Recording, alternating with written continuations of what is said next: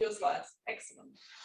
Perfect. Okay, so our next speaker is Lorenzo Rosasco from Genova and MIT. And Lorenzo will talk about understanding neural networks with reproducing kernel Banach spaces. Look forward to your talk, Lorenzo. All right. Thanks a lot. Yeah, it'd be nice to be there. This time of the year was a bit complicated, so I hope the Zoom version will still be fun enough. So this is very fresh. This is something just came out on arXiv maybe a week ago. It's largely the work of Francesca Bartolucci, who's a postdoc at ETH, and Stefano Vigogna, who's in Genova, and together with Ernesto De Vito. So in some sense, what you'll see is that there are a couple of stream of works that try to make sense of the functional spaces defined by a relatively simple neural network, one hidden layer neural networks. It's particularly trying to characterize the kind of norms that you can define on these spaces and what are their properties, and certain kind of representer theorem-like results, as I'm going to explain in a minute, and try to interpret them in this model. And so I think what is our contribution here is that we put these two streams together, and we use this notion of reproducing kernel Banach spaces to somewhat hopefully simplify both the intuition, but also somewhat do some mathematical extension and simplification of certain steps. So I guess where this is coming from is this idea somewhat that, again, on the one hand, you have these amazing empirical advances. On the other hand, theory of neural network is perhaps not as shiny as its empirical performances, and it's very hard. And it's very hard even for relatively simple model. And so what I'm going to discuss throughout this talk is actually just a one hidden layer neural network.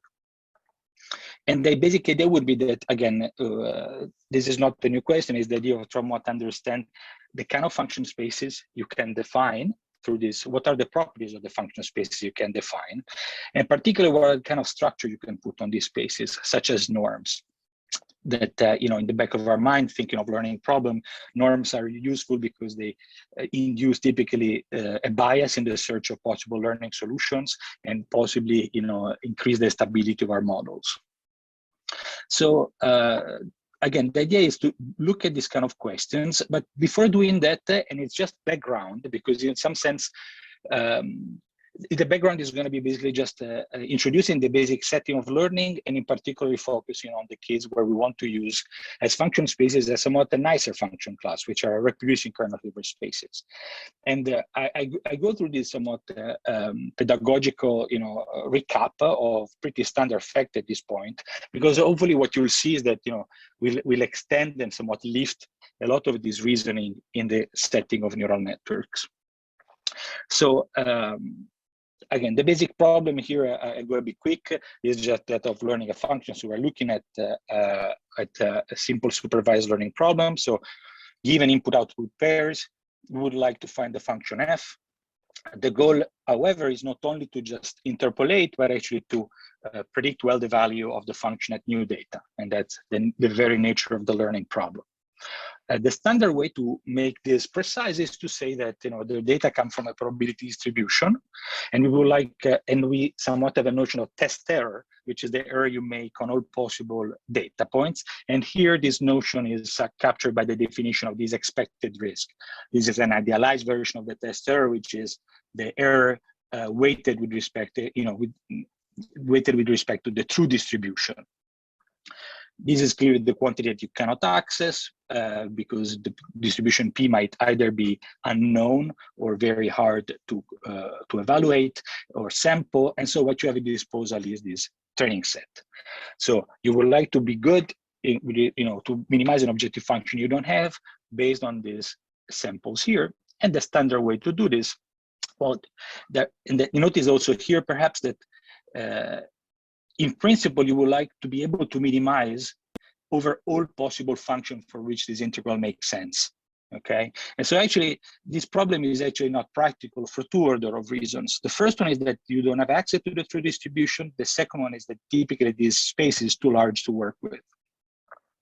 So the typical idea is to develop these into steps. The first steps The first step is that we're going to replace the expectation with kind of a Monte Carlo estimate on the data, introducing what is called empirical risk.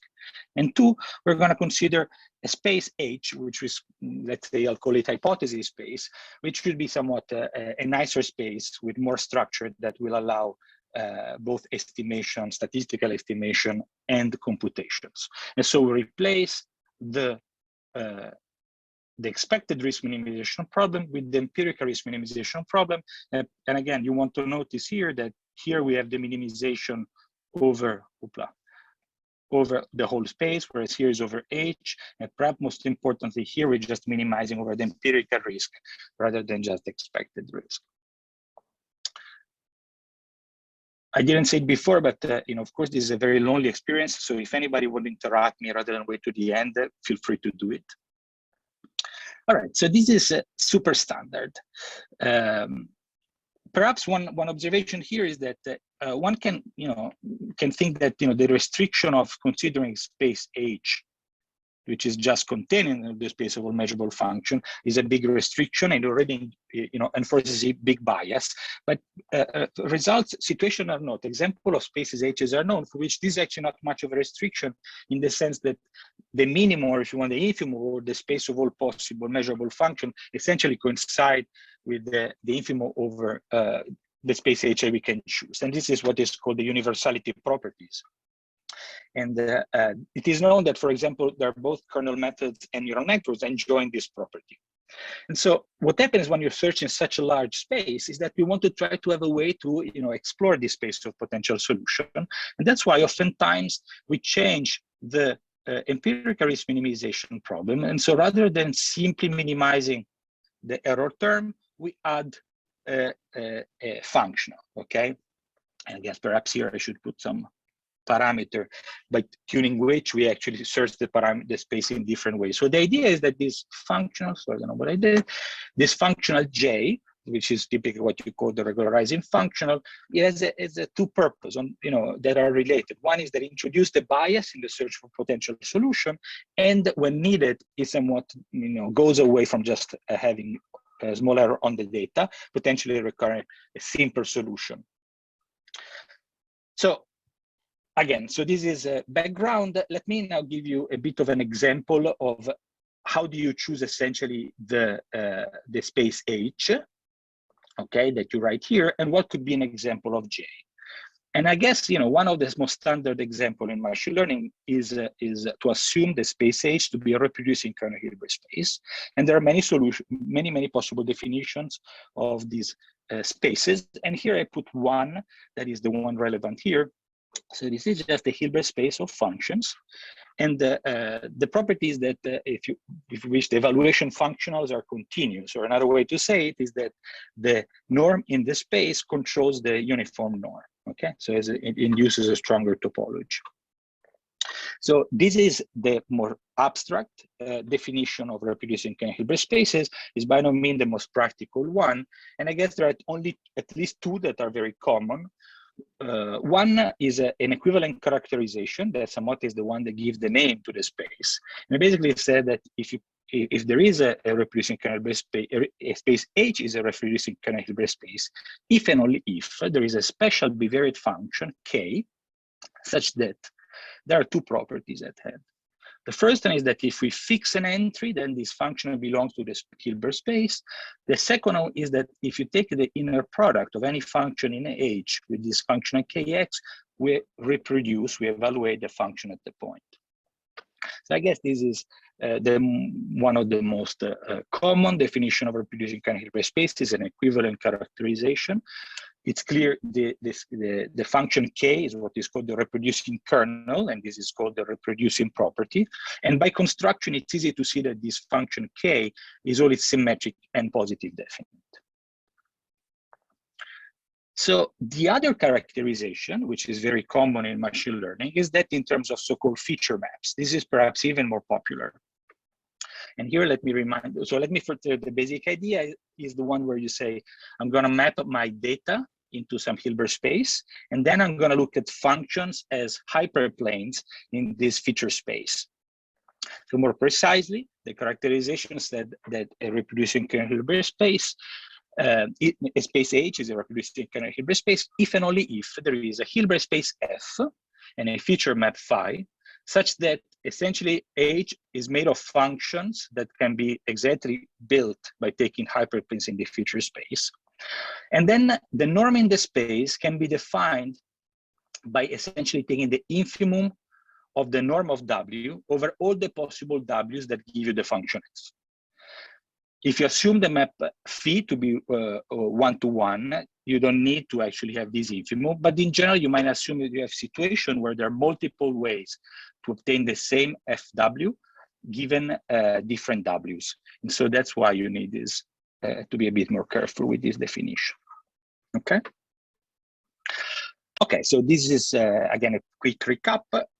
There is the basic definition in terms of evaluation function. There is a characterization in terms of reproducing kernels, and then the one with respect to feature maps and feature spaces that are the name respectively of the map phi and the space calligraphic F. So there are many reasons why these spaces are useful. One that was popular throughout the years was that is because you can somewhat characterize the variational problem associated to regularize the empirical risk minimization. So remember, this is the empirical problem. There is a hat here. And now I'm going to put here as the penalty the squared norm in the Hilbert space that I assume to be a reproducing kernel Hilbert space. And then it's easy to show that the solution of this problem exists and is unique. But more than that, that we can now express the solution as a linear combination of kernel at the training set points. And notice particular that here, one never needs to look to more than n elements, okay? So you always have that F lies in an n-dimensional subspace of the original Hilbert space. And again, here I mentioned two results, but there is a long history of these kind of results and generalization of all kinds. Okay, so this is the almost the end of this recap. The last question one could ask is, okay, we just shove in this norm as a regularizer. Why is that a good idea? Are there situations where we can interpret a bit the nature of this norm? And I guess the classic example are Sobolev spaces. And here I give you one. There is basically the situation where we choose the kernel to be the Laplacian kernel. So this is not the Gaussian, it's just, there is the norm without the square. And in this case, we can actually give a representation of the norm. We can give a characterization of the norm in the space, essentially related to the action of differential operators, the Laplace-Beltrami operator on the space of integrable functions, square integrable functions. Okay, and so you can view this, the basic idea here essentially that the function in this reproducing kernel Hilbert space are not just any square integrable function, but they have some kind of smoothness properties that you can think in terms of the magnitudes of derivatives of different orders. But you can also think in Fourier, just thinking of taking the Fourier transform, and then we'll see that in some sense the idea here that we need to enforce some kind of global decay of the Fourier transform of the function we are considering. And of course, there are many extensions of this idea. And these are not the only kernels for which we can give characterization, but this is somewhat will be a good parallel from later reasoning. And perhaps it's good to keep in mind that this is exactly one example of a universal function space, so that, for which, the restriction to the full space doesn't really impose much restriction. Okay, so again, this was, unfortunately, I don't see faces, so I hope this was not too fast and not too slow. The idea is just to maybe pinpoint a few basic facts: empirical risk minimization and the need to have a bias in the search for a solution. The example of reproducing kernel by spaces where there are a couple of different characterization in terms of reproducing kernel and feature maps. And finally, these two results, the representer theorem, which is a very general result, and this characterization, which is a very specific result for certain kind of kernels. Okay, the question we want to ask in this talk, and this is a question again that other people before us asked, is if now I consider functions like this, that are the typical one hidden layer neural network, are these reproducing kernel Hilbert spaces? Can I define, are the natural equivalent formulation as kernels? Or if not, is any of the above reasoning that I just described somewhat extend to the case of neural network? And if it does, what do we learn from these extensions? And I guess the immediate roadblock is that, unlike in the case of kernels, here we parameterize through 3 sets of parameters, the C's, the W's, and the B's, and the dependence on this of the function to the parameters, in particular to the W's and the B's, is non-linear. And so, while in the case of kernels, we could inherit in a kind of a trivial way the linear structure of the parameters, and this was clear, thinking of this expression when you think of there is a clear linearity when we think of so there is a clear linear parameterization when we write things in terms of feature maps. Here, this property seems to be gone, and it seems that we're actually dealing with much more complex structures. So I guess the trick, and this has been an observation that has come out multiple times through the years, is to consider somewhat the infinite wide limit of these networks. Okay, so instead of just a few hidden units, you allow yourself potentially to go to the infinite limits. So before I do that, I do just a slight change of notation. Instead of carry around this whole set of symbols, I introduce a function rho. Okay, and this is a function of x and theta, which is all my inner parameters. These are all the parameter of the hidden layer. Okay, so this would be just a rewriting then of a one hidden layer neural network. And here I just write the basic idea, which is essentially to consider the limit where p goes to infinity, where this becomes an integral, and we can view Cj as somewhat a measure. Okay, and so the idea is to actually consider this expression. This is the integral of this, if you want, this rewriting of the activation function, x comma theta over the measure, some measure mu. And again, here I put a couple of references, but this is something that has been observed and I'm going to mention later for a long, long time. So notice that clearly, if we consider, just to notice that this formulation is more general, we can consider, for example, the case where mu is an atomic measure, which is clear that finite measures are subsets. The case of the case of finite networks is a particular example of this integral representation, just corresponding to the case of atomic measures. And then we can ask, okay, what did we gain? So that we did 2 things. Okay, we changed the notation. And now, conceptually, we did, on the one hand, we extended the space of the function to not just be finite sums of neurons, but potentially infinite sum of neurons. But also the main thing is that now we have a linear parameterization with respect to the measures. Okay, we can view things not only to be parameterized with respect to the theta, but also we can view them as parameterized to mu of theta, the measure. So this is the observation we want to develop a bit. And before we go in full generality, it's easier to look at the situation where we have that the parameter space, this calligraphic theta, capital theta, where I pick the parameters, it's just a compact subset of Rk. And let's say that the measure we are considering are not only finite, but they're actually absolutely continuous. Okay, and so we can now introduce P are just the densities. So instead of thinking, we can not only think of the function to be parameterized in terms of the measure, but also in terms of the corresponding density. Okay. Then this makes it a bit clearer to view this as just the inner product of the function rho x with the function pt. And we can naturally think of these as some kind of linearly parameter. We really see that the parameterization is even more explicit. The parameterization is linear. From this perspective, it is also clear that we have the freedom to put different kind of structures. So this is a linear space, it's quite clear, but we can put different structure. And at least the first 2 that comes to mind is, on the one hand, to define a norm on the space to be the L2 norm of the density. And the other, obvious choice is to take P, the norm in the space, to be instead the L1 norm of the densities, okay? If we take the L2 norm, so if we consider F to be the L2 norm, then it turns out that this is completely the same as considering a reproducing kernel Hilbert space, okay? And this reproducing kernel Hilbert space is given by this kernel, where basically what we do is that we take the inner product of this activation function and we integrate out with respect to the parameter. This observation is super old. I think it goes at least back to not super old.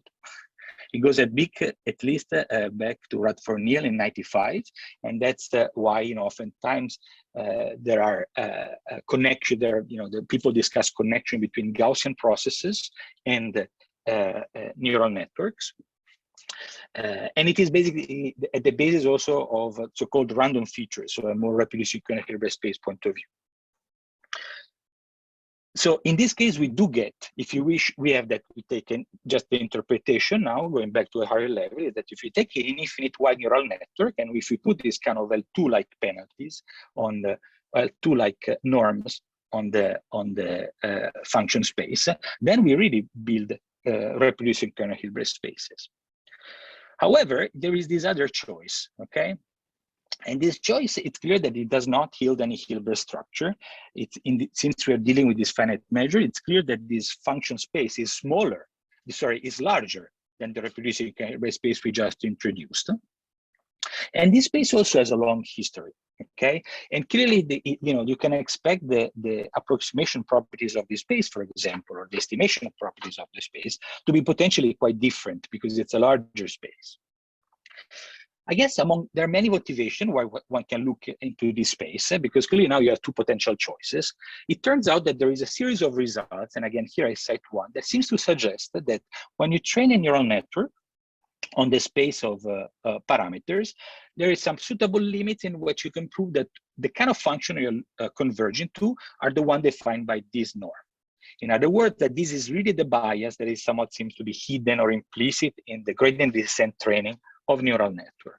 And if you wish, this is one motivation. Later on, I'm going to give you others to somewhat look at this particular choice of function spaces. So departing a bit from the reproducing kernel Hilbert space setting and looking into the Banach setting.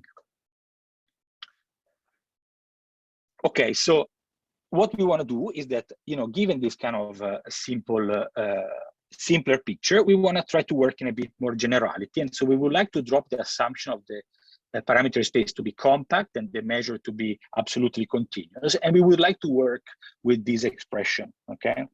Where instead of working, where instead of working with densities, we really work with measures. And here some care is needed because we want this space to be well defined. Okay, this integral to be well defined. And then we want to be sure to characterize well the properties of the corresponding function spaces. And so that's what we want to do next. I lost track of time. So can you tell me roughly how much, how am I doing in terms of time? Minutes, Lorenzo. Sorry? 20 minutes. I'm halfway, right? Okay. You have 20 more minutes. Yeah, perfect. Okay. Okay. So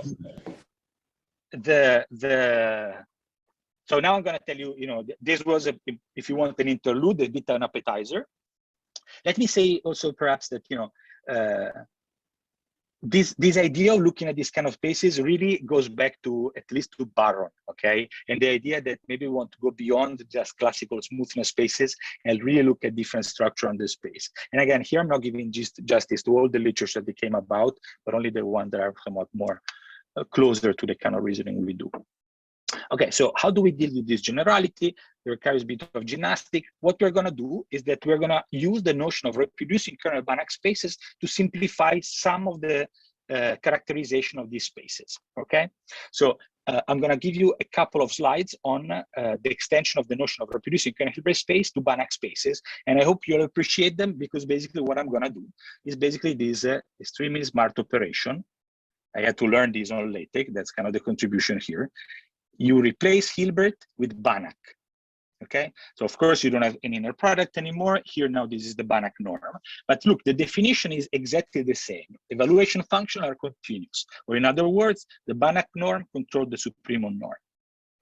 This notion has a long history, but has been somewhat brought forward in I would say, in the last 10, 15 years, with mixed fortunes, I would say. And one of the reasons why this I said mixed fortune is that in this setting, the notion of reproducing kernel, which is very popular, and we call it kernel methods for a reason, it really doesn't make a lot of sense. And especially if the space B is not reflexive. There is not really a very natural way to introduce the notion of reproducing kernel. And there are some attempts, but if you look it up, they're not really as powerful as in the Hilbert setting. What about feature maps, which is the other way introduced? Here the news is much better, because essentially it's the same game as before. So you just need to replace, so there are a couple of things. So the basic cleaning is, again, that you have to replace Hilbert and Banach spaces. You also have this fact that now you have you have to deal with a Banach space, but also introduce his dual. So here F prime is the dual. So let me read it loud. So we say that B is a reproducing kernel Banach spaces, based on the definition I told you before, if and only if there is a Banach space F and a map that sends the input space to the dual of the of this Banach space. And then the rest is pretty much the same. So this is the space of functions that are given by this. This is not that an inner product, but it's just the canonical pairing between the Banach space and its dual. And the definition of the norm is exactly the same as before. Okay, so the spoiler is that in a second, what we're going to do, this is general, but in a second, what we want to do is to use exactly this formulation, where we want the Banach space F to be a suitable space of measures. And now we want to look at the way to characterize function as linearly parametrized by measures. So to do this, what we do is that we have introduced a few objects. Okay, so this one I already introduced. So this is exactly the function, which is actually wrong. Sorry, I told you this was fresh, and now I confirm it. So this is basically the activation function I told you. But we also need to introduce a function beta, which is somewhat a smoothing function. This is because we might have a situation where we're not ensured that the integral converges. And so this beta, as you'll see in a minute, allow us to be sure that the integral converges. And then we let calligraphic F be the space of finite Radon measures, and we allow this space, we endow this space with the total variation norm. Okay. Then what we do is just to introduce the feature map to be the map that sends the input space into the dual of this space by multiplying the activation function through this beta. If we do this construction, basically we can easily check that this is a feature map with a corresponding feature space, and we can just use the definition that I just showed you here to build a reproducing kernel Banach space. And now we're just going to look at it, okay? And so basically what we have is that if we now just use this characterization, so we put here the space of, the only difference with the general case is that, again, we put here the space of finite Radon measures, and here we put this particular feature map. So this is just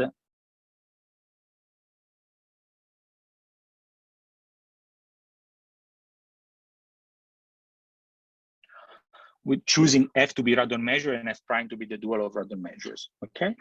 And then what we do is that we, in some sense, this reproducing kernel Banach space inherit the norm of the total variation norm of the measure that parameterize the space simply through this construction, okay? Which is what we saw before. So there might be multiple measures that define the same function, and if that's the case, we want to take the one with smallest TV norm. So this, if you want, gives us for free two things: the characterization as a Banach space of this space, and the reproducing kernel Banach space properties on top of it. Okay, and so this somewhat simplify the introduction of the some of the definition and the characterization of the properties of spaces defined by neural networks of infinite width, and hopefully, we like this because somehow, it's really a total parallel with the Hilbert setting. So it allows to deal with the general Radon measures. If we look, there are, again, ideas like this have been floating around for quite a bit related to neural networks, but typically what's done is that the people, previous results considered, rather than norms, they consider Banach semi-norms, okay? And so this created some extra difficulty. In our construction, it's crucial that we introduce this smoothing function, and we'll see that this doesn't really change much, but it changes a bit the shape of the coefficients of the neural network. And I'm gonna show you in a minute some examples. So what we want to ask now is basically, okay, we can build these spaces, essentially taking this feature space point of view. These are very similar, so they're linearly parameter to, they're somewhat allowed to lift some of the intuition in the Hilbert space setting in terms of being linearly parameterized by something and introduce a notion of feature maps and so on. The question is to which extent now we can generalize the other results. We consider, meaning the representer theorem and the characterization. So the representer theorem is actually not too hard to prove. There are some technicalities. So it's actually, I would say, considerably more technical than the Hilbert setting. But here, let me just state it for you. It basically says that if we now use the reproducing, we assume H, I guess I should call this B, a reproducing kernel Banach space, and we assume J to be the corresponding norm, then we can show that there exists a minimizer, not necessarily unique, and it has the following form. It is actually a combination of finitely many activation function with parameter theta I and coefficient Ci. And here, there are a couple of, and the cardinality is at most n, the number of training set points. So here there are a couple of things to point your attention to. I guess one is that this idea that there exists a minimizer is a bit less innocuous than in the case of Hilbert space setting, because in general, if you just work with a non-reflexive Banach space, even existence is not obviously ensured.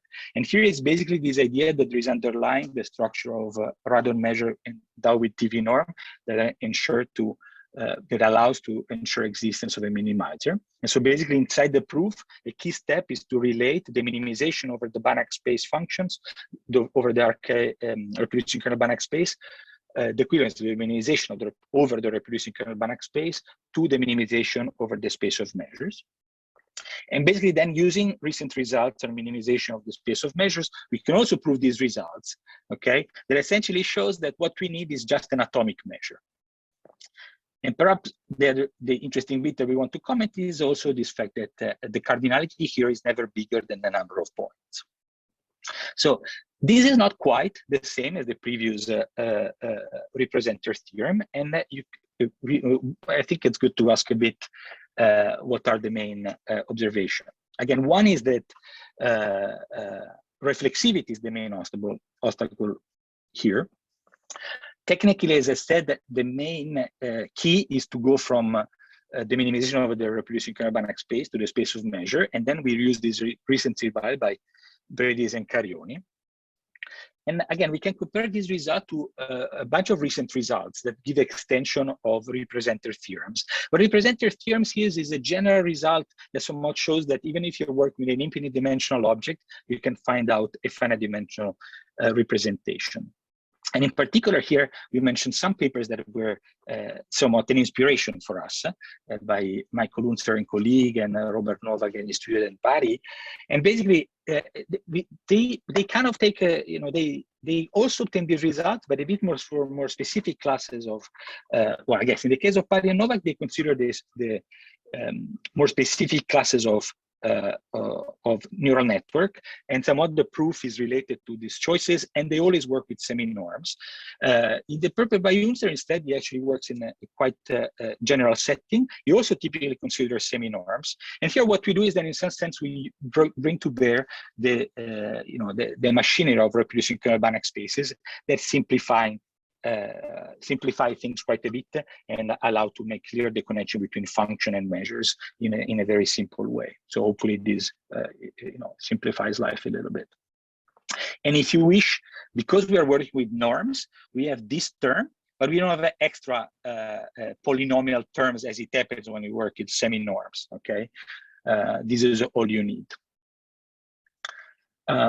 One thing I want to discuss a little bit is what is the value of this representer theorem, because the moment you move away from in the classical Hilbert space setting, the fortune of the representer theorem is that it immediately has computational implications, whereas here is not completely clear, because even the big difference that this says, you see, it doesn't say that these are the training set points. In fact, they don't even have to be, training set points, and you still have to find them. So it's considerably more complicated. It's possible that it can have some empirical computational implication, but at least it's not straightforward. One thing that it shows, and this is an observation that was already done, is that in some sense, even if you allow yourself with infinitely wide neural network, if you're actually solving problem with finite number of points, finite neural nets are optimal. And perhaps to me, the even more interesting observation is that in some sense, it shows that very highly parameterized neural networks don't really find the justification from a variational point of view. Because from a variational point of view, a number of units of the order of the training set points is completely sufficient to solve the problem. And so I guess one question is, why do we need over-parameterized network? This is a question that we all ask. And I guess here this doesn't say why, but it says why not? This is not because from a variational point of view, they're not needed. So maybe it's an issue related to optimization or statistics, but it doesn't seem to be something related to the necessity to work in a larger space from a minimization point of view. Okay, so I'm going towards the end, and what we want to do is this is actually really just a variation of the theme of results by I have the reference later by Becca and co-authors Natis Rebro and more recently Robert Novak, where basically the idea is to consider a specific class of activation functions, okay, and look a bit at the more explicit characterization of the corresponding reproducing kernel, or if you want the corresponding Banach norm. And here for us, this is a reproducing kernel Banach norm. So this gets much more technical, and I'm only going to give you somewhat a higher level interpretation. So the idea is to consider as the parameter space the product between the sphere in RD and the real numbers, okay? And we're going to consider the activation function to be just be the ReLU, okay, the rectified linear units. One can be more general than this and consider, essentially to put the powers here. But I'm not, just for sake of simplicity, we're not going to discuss the situation. And in this case, I'm going to tell you exactly how the function beta looks like, and we take the function beta to look like this, okay? And then basically, if you want, this is the result. One can show that one can split the measure in the even and an odd part, okay? And the corresponding reproducing kernel Banach space just become this: the sum of these two spaces, the even part and the odd part. And remember that the associated space is just a Banach space with a given norm. So the question is, what this norm look like? And again, there the characterization is that essentially the norm in this space is equivalent to a norm, which is comprised of two parts. The first part, well, let's say the second part, which is easier, is just that we look at the part of the function that derives from measures that are odd, and we just take the TV norm. Okay, in some sense, this is the same as before, just we restrict only to one part of the function space. And for the other part, there is this somewhat more complicated characterization, where what we see is that we have to take the action of a differential operator of the Radon transform defined here, from which you see why we needed the restriction to the sphere and the reals. Then there is a ramp filter, and then there is this term which is due essentially to our definition of the norm, where this beta enters. Okay, so let me just keep 1 second interpretation. So this is really related to, if you compare, there is a stream of work, okay? Savariznal, Ongi, and Novak, as I told you before, and they pretty much have very similar characterization. The main difference is in the second part, okay? We have that typically only this part was considered, which gives rise to a semi-norm. Here we have this second part, which gives rise to a norm in the space, okay? So, and if you want, this shows that if you minimize, there are a couple of interpretations of this result. One is that if you minimize the space of, over the space of function defined by these choices, so the ReLU activation function, this beta, and looking at the decomposition over even and odd measures, then what you obtain is that the solution is exactly given by a finite neural network where the activation function is just the ReLU activation function. This is almost the results that was there before, only in previous results there were extra terms. There were extra terms essentially coming from the lack of the second part. So it was not just a neural network, it was a neural network plus another part that one could think of some kind of skip connections, but here with this norm, that part is gone. So in some sense, it clarify a bit, or if you want to clean up a bit, taking care of one extra term that appeared in previous result. Of course, the other question is, what is the role of these two terms? And the high-level intuition is that if you look at this term, what they do is that they both, will end up forcing the function to be supported on atomic measure.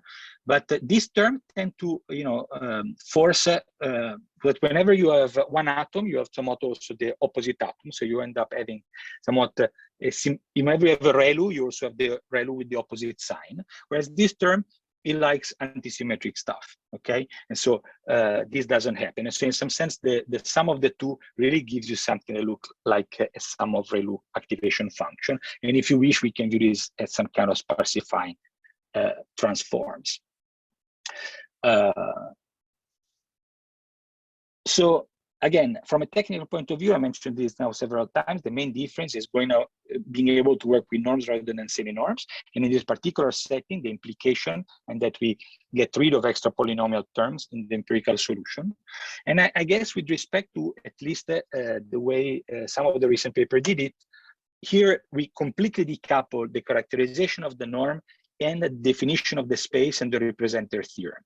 So the definition of the space and the representer theorem are done for general reproducing kernel Banach space defined by that have this integral representation, whereas the second part really lands on the specific choice of the ReLU activation function. All right, so I think this is pretty much what I wanted to tell you today. Okay, I think the take-home messages here are just that, at least in this one hidden layer neural network setting, it is possible to do a bit of function analytic characterization of the function space. We can, there are these representer-like results, and characterization-like results. Our main contribution, I think, is to bring to bear the machinery of reproducing kernel Banach spaces to simplify the treatment and get rid of some of the terms that were there before, which is just enough to explain some of the properties of finite neural networks. Again, to me, the take-home message is in some sense that this shows that, and this is the observation already made by others, that finite neural networks are optimal in some precise sense. And the other observation is that somewhat, it seems that over-parameterization, strictly speaking, is not required from a variational point of view. Going forward, I guess, the two things that come to mind are, on the one hand, to consider more realistic and richer class of neural networks, for example, using various of the tricks that have been considered, like more layers or residual connections, convolution, and so on. But perhaps also see if this Banach space point of view can yield some insights from an optimization point of view. If not practical, at least to understand better the behavior of the empirical gradient descent used for training neural nets. And with this, I think I'll pretty much conclude. All right. Thank you.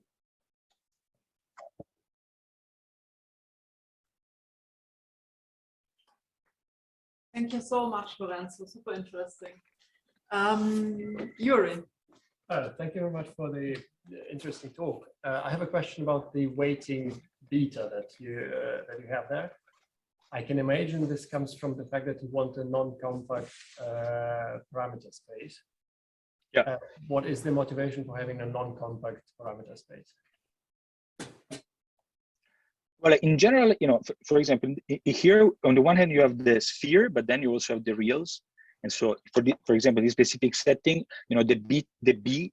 So we want to work. We don't want to put constraints on the weights, right? Because if we want to work in the full generality. And so, for example, in this case, we don't have any bound on the offsets.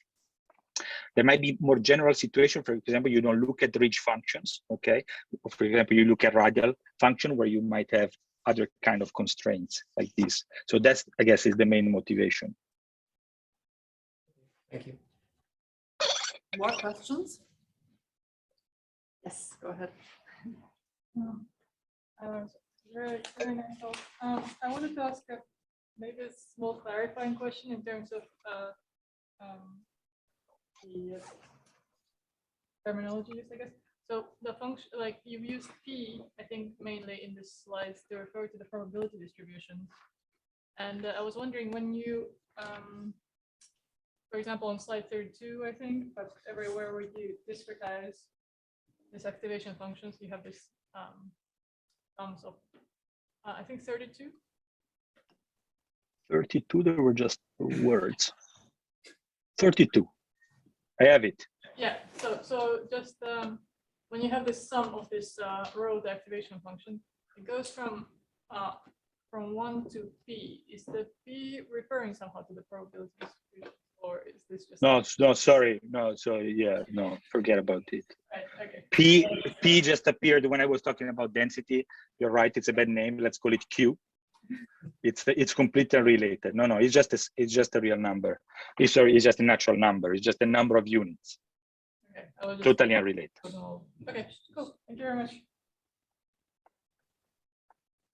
Any more questions? Yes, please. Thank you, Lorenzo, for your fantastic talk. I would just have a quick question. So suppose you learn from using RKBS. So are there any risk analysis? For example, if I'm using this for a regression analysis, and also how does it differ from RKHS learning? Yeah. So yes, there are. Okay. This was reproducing Banach spaces didn't have much fortune, I have to say, in machine learning, largely because people used to like reproducing Hilbert spaces because they give you kernel methods, and so the kernel matrix and all that, and this part here is gone. It's completely gone. It's not as practical. So there's been some results, but a bit more in the underground. There are several results that study a lot of properties. Most cases would focus more on the case of reflexive reproducing kernel Banach spaces, so a pretty general setting.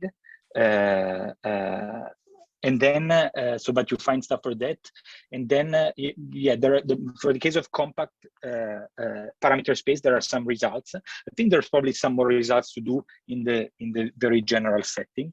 There are some results, approximation results, but it's somewhat, use the case where we have densities, and so you can somewhat recycle the results from the Hilbert setting because it's a smaller space to the Banach space. So maybe there is some room to do work there as well. So the short answer is there is some, but I don't think there is a super clear picture yet.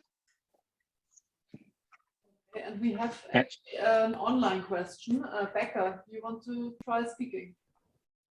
Yeah. I saw her. Oh, yeah, we can hear you. Yeah, I saw you like. Can you hear me now? Yes. Oh, great. Yeah, awesome talk, Lorenzo. I really enjoyed it, and it's super interesting stuff. So some of the papers that you cited look at things like depth separation or nesting of these Banach spaces, not these Banach spaces, but other Banach spaces when you have more than one layer. So do you have any intuition about whether some of those things might translate to your setting even without going to a huge depth, or is that still a little opaque? No, I really don't know. but I don't know, not because I really have not thought much about it. I'm a bit confused by how you go deep for this kind of settings when you start to optimize things around. So I don't know. The short answer is that I don't know, but again, I don't know is not here because you know, because I haven't thought about it enough. So I hope he can give some insights, but I'm not sure. No, it's pretty true. Yeah. Well, thank you. Yeah. Sorry, is next. This is again is pretty fresh. I'm still digesting all the Radon business. Lorenzo, I think we are at your dinner time probably, and at our wine reception time. But lunchtime. Oh, it's lunchtime. Somewhere else than I thought you are. Okay, so super. Thank you so much, Lorenzo. Thank you very much. Thank you, guys.